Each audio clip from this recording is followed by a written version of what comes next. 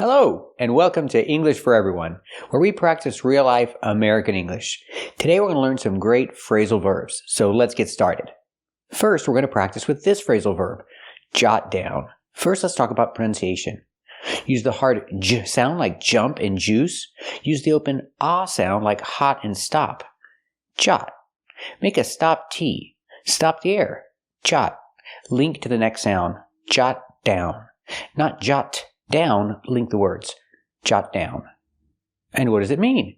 It means to write down. It means to write something down, but quickly. When you say jot down, you're doing it fast.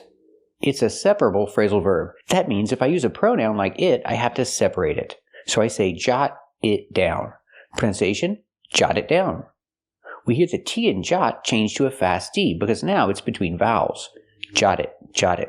The T in it is a stop T because it's before a consonant. Jot it down. Link the sounds. Jot it down. Let's hear some examples. I decided to jot down some quick thoughts about you people. Use it to jot down your thoughts, your questions, anything you may have noticed about yourself. Whatever. You know, I could certainly jot down some of my feelings and... Well, in the next few days, could you jot down your husband's routines for me? Wait a minute, his sunglasses. Last time I asked you to jot down one or two situations or people that trigger your anger. So much so that when you think about it, you get angry all over again. Just jot down your tax ID number. Just jot down your information here and fork over some cash. Example, I need to jot down your phone number. It means I need to write down your phone number quickly. I need to jot down your phone number. Or I can use the pronoun it and say I need to jot it down. Let's practice. Do you need to jot down my phone number? That's right, I need to jot down your phone number. Let's practice with the pronoun. Do you need to jot it down?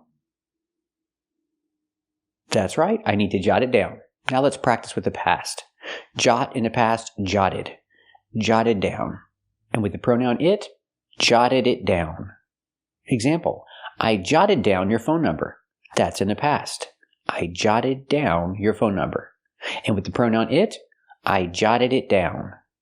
I jotted it down. The double T is a fast D, jotted, and the D at the end of the verb is also a fast D. Jotted it down. The T in it is a stop T before the consonant. Jotted it down. I jotted it down. It's right here on this paper. Let's practice in the past. Did you jot down my phone number?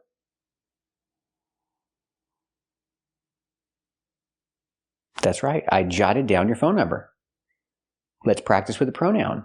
Did you jot it down?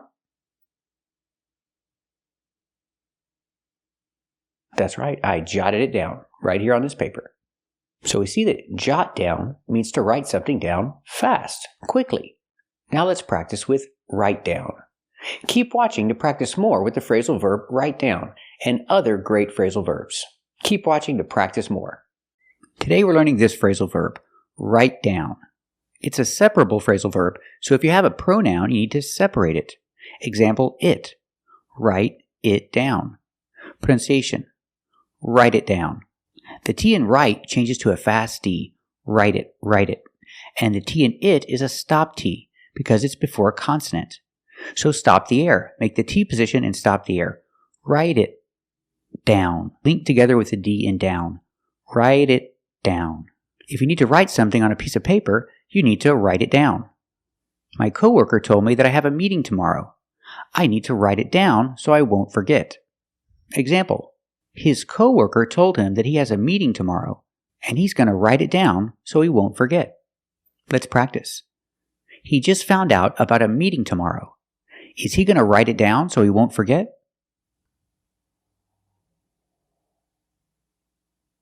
That's right, he's going to write it down so he won't forget. So we use it for one thing. What if you have more than one thing? Then we use the pronoun them. Separate the phrasal verb, write them down. Write them down. Pronunciation. The T in write is a stop T because it's before a consonant. So it's write them down. Write them down. He went to the meeting and they said, save your questions for the end of the speech. Someone's going to make a speech at the meeting. So he has a few questions to ask at the end of the speech. So what should he do? He should write them down. He should write them down so he won't forget. Let's practice. He has a few questions to ask. But he can't ask them now. He has to wait until the end of the speech. What should he do? Should he write them down? That's right. He should write them down so he won't forget. Also, if you use the word something, you cannot say I need to write down something. Put it in the middle. Say I need to write something down. Give me a minute. I need to write something down. It's also separable in that case. So remember the phrasal verb, write down. With the pronoun it, write it down. With the pronoun them, write them down. Or if you say something, put it in the middle. I need to write something down. Today we're going to learn a very common phrasal verb. So let's get started. Today we're learning this phrasal verb, get rid of. What does it mean? It's similar to remove or eliminate. Pronunciation, get rid of. We see the T in get is a stop T.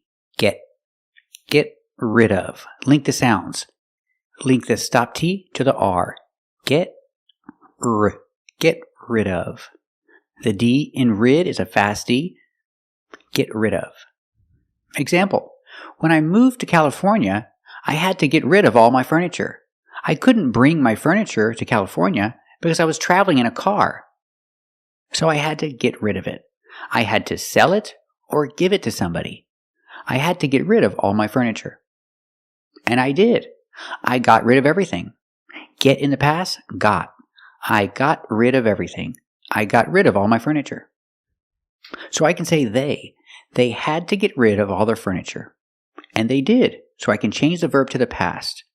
They got rid of all their furniture. They either sold it or gave it to somebody. But they got rid of it. So I use it as a substitution as a pronoun for a singular noun. Furniture is a singular noun. So I say they got rid of it. They got rid of everything. Let's practice. Did they have to get rid of all their furniture? That's right. They had to get rid of all their furniture. Did they do it? Did they get rid of everything? That's right. They got rid of everything. Let's practice with it. Did they get rid of it? That's right. They got rid of it. They got rid of everything. And these are my old shoes. I like my old shoes, but I don't wear them. They look old. But I want to keep them because maybe one day I'll wear them again. But my wife says no. My wife says I need to get rid of them. She says they're old and I don't need them and I shouldn't keep them. So she says I need to get rid of them. I need to get rid of my old shoes. She says I need to get rid of them. But I don't want to get rid of them. I want to keep them. Let's practice. What does my wife say? Does she say I need to get rid of my old shoes?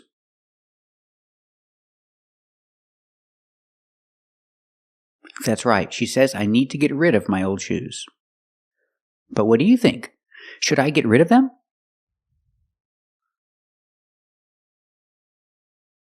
That's right. Maybe I should get rid of them.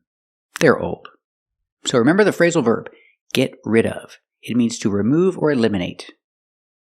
And you can say get rid of it if it's singular or get rid of them if it's plural. Thank you for watching. And if you like this video, subscribe to our channel. And if you want to become a member, click the join button. And we'll see you next time.